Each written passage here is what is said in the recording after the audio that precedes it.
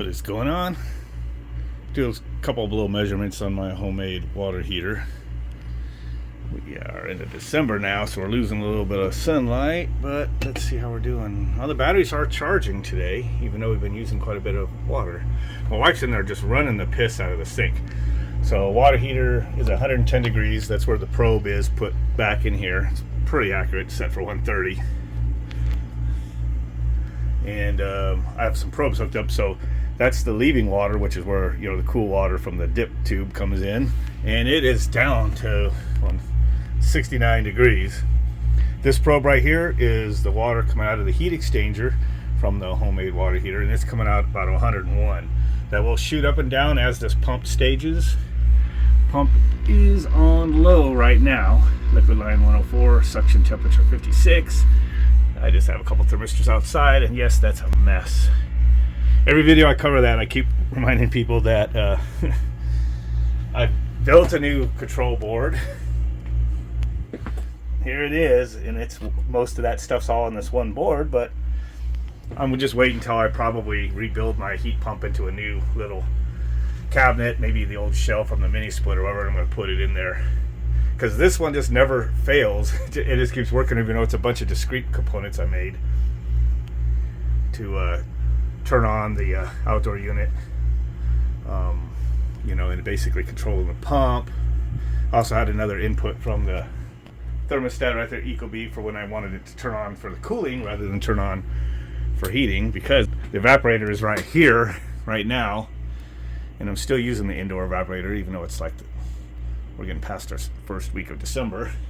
So the room is 62, so it does get a little cool if I want to come in here and do some work in this room. So 69 in, 108 out. It's cool 62 degree return air pretty much. Actually says it's more like 64.8 in this room where I stuck my thermometer, and the temperature leaving that high wall is 48.8. I have a testo there, and just the testo just sitting right there. It's close, just to give you an idea. So yeah, and that water will get hotter and hotter. But right now, it actually has the pump off 101 degree, or 101 is when it's going to kick it back on. So it's 100 on the liquid line. It's building up. There it goes. It's going to kick on. Pump kicks on. And actually, hear two clicks a second apart. And what I do in my programming is I start the pump on high speed, and then just to get it going, to make sure it doesn't stall, and then it drops to low speed, which is going through just a simple Triac light dimmer right there, which makes this pump run nice and slow, and I don't change the speed here. So that works. So basically that's your heat rise going in there, and this will go up and down as that's running. Okay, outside it ain't much to look at. This is just for rain, but little tiny scroll compressor in there. It's on 115 volts.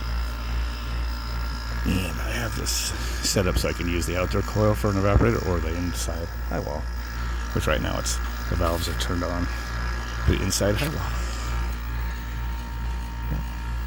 Liquid line temperature is stuffed down in there. And the suction line temperature probe is stuffed down in there.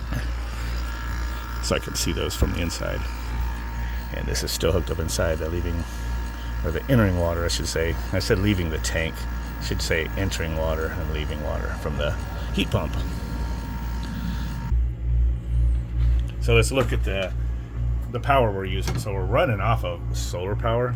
So my batteries are actually charging. I noticed lately with the use and with the maybe kind of days we've had with clouds or whatever, it hasn't really been getting the batteries over 52 volts.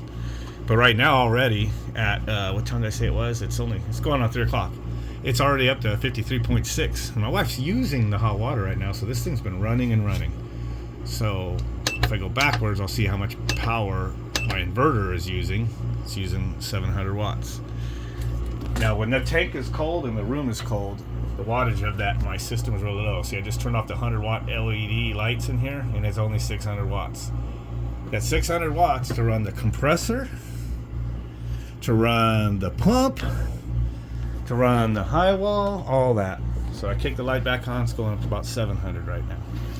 And when the tank is hotter and the pressure stay higher, then it's more like 800 watts.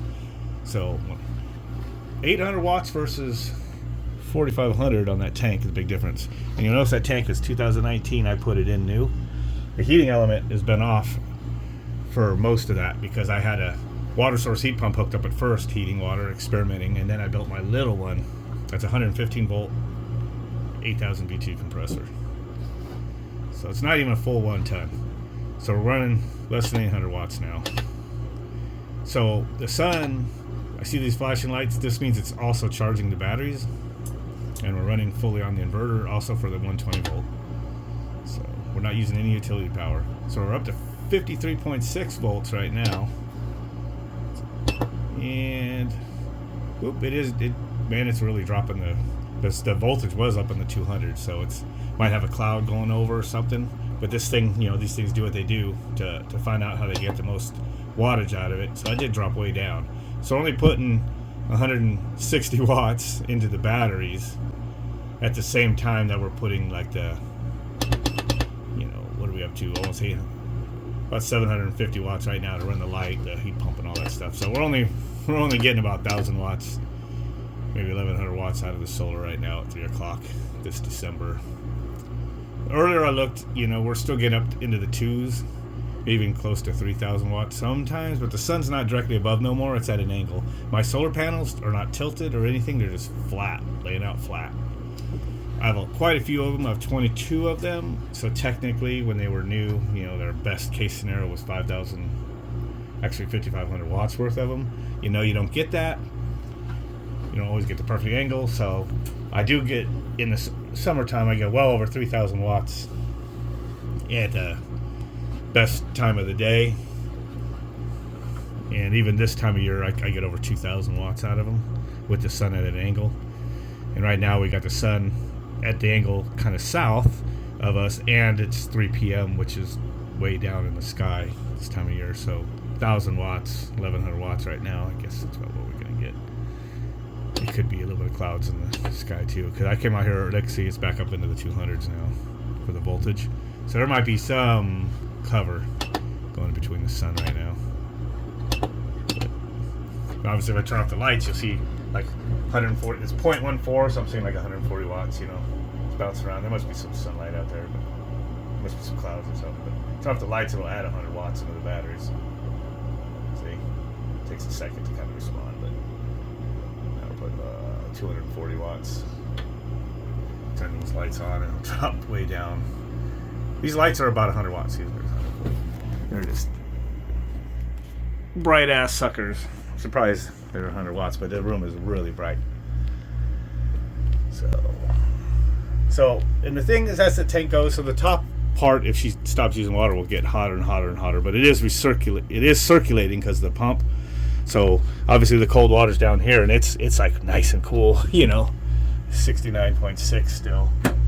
With this metal's 113, 114. It's kind of averaging because that's pretty thick brass, but it's pulsing hot water every time that pump kicks on. So the water's still cool enough that when it shoots that water through and pushes the hot water out, head pressure drops, pump stops. That way it'll build up the heat in a heat exchanger again, and I kind of get a minimum heat rise for the water enters the tank. So pretty cool. Don't want to go too much into it. Made lots of videos. I might post this on the YouTube, but I mainly made it just for some talk about some of that heat pump water heater stuff on another group page. So anyway, I'm gonna let it run, and with that I'll end the video. Catch you guys later.